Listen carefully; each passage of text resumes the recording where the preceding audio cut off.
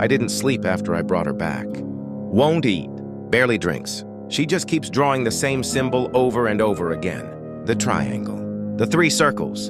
But now, she adds something new. A face. A face with no eyes, just black holes, and a mouth wide open like it's screaming. I don't know what they did to her.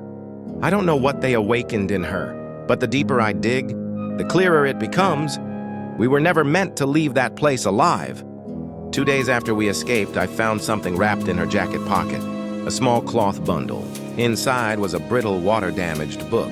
No title, no markings. Just pages and pages of symbols, hand-drawn illustrations, and a language I didn't recognize. At first, I thought it was gibberish, ritual nonsense, but then I remembered Jake's journal.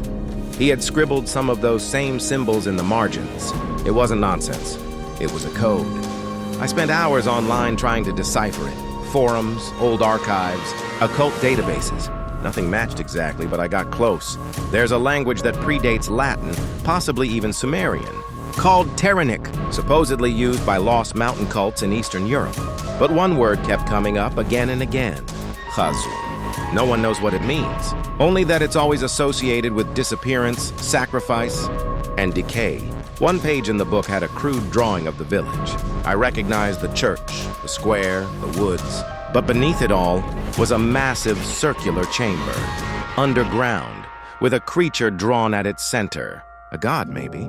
Its name, written over and over again in red ink: Khazun. That's when Elise finally spoke. Her voice cracked like she hadn't used it in days. It sleeps below the bones, she said. What? I asked. That's what they say. It sleeps below the bones, but it's waking. It's hungry, and now it's marked you. I asked her what that meant, but she just went quiet again, staring at nothing, drawing the face again. Later that night, I woke up gasping for air. I had a dream, or maybe it was a memory. I was back under the church, standing in front of that void. But this time I stepped in, and I heard it speak. It didn't use words, just feelings, images, suffering. Thousands of people, screaming, dissolving, becoming part of something bigger. When I woke, I had blood on my palms. Not mine. Elise was standing in the corner of the room, still drawing, still whispering the same phrase. It sleeps below the bones. I needed to know more.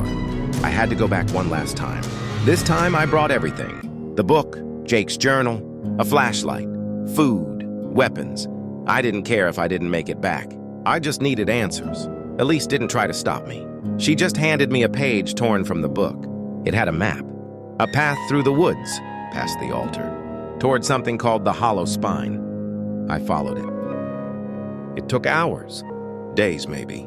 I lost track of time in those woods. They twist and move when you're not looking. But eventually I found it. An old stone arch half buried in the hillside, covered in bones, animal, human, I couldn't tell. The ground beneath it was soft, hollow.